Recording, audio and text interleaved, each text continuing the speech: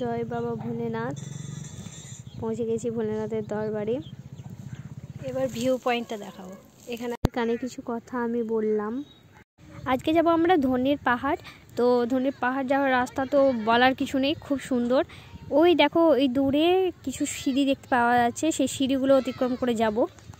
তো এখন কতগুলো সিঁড়ি এলাম দেখো, 112টা সিঁড়ি,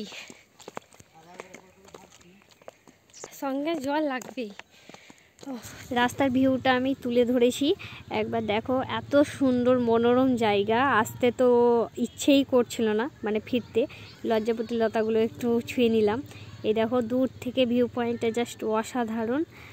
আর এখানে এসে আমার ভুল ধারণাটা ভেঙে গেল। মোট 470টা সিঁড়ি, বাবারে বাবা। এই দেখো ফাইনালি পৌঁছে গিয়েছি। সিঁড়ি আর পাচ্ছি না।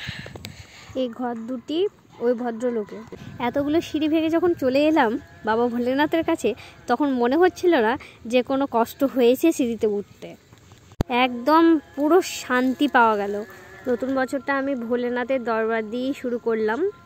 প্রথমে সবাইকে ভোলেনাথের দর্শন করিয়ে দিই, তারপর পুরো মন্দিরটা ঘুরে দেখাবো বা চারপাশটা ঘুরে দেখাবো, এখানকার ভিউ পয়েন্টে ঘুরে দেখাবো।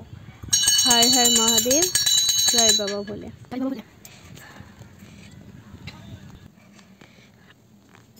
ইনি হলেন মহাদেবের পরম ভক্ত।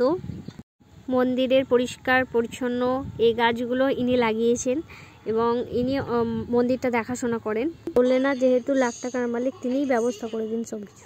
নিচে থেকে জল তুলে আনা মুখের কথা নয়। আর কারেন্টও নেই। শ্রাবণ মাসে এবং শিবরাত্রিতে পুজো এবং মেলাও হয়। এখানে অনেক অর্জুন, শাল, আতা, অনেক ধরনের গাছ আছে। এর বাম দিকে ঠিক একটা ঝর্ণা আছে, সেখানে আর গেলাম না। এবার আমরা নিচে নেমে যাবো।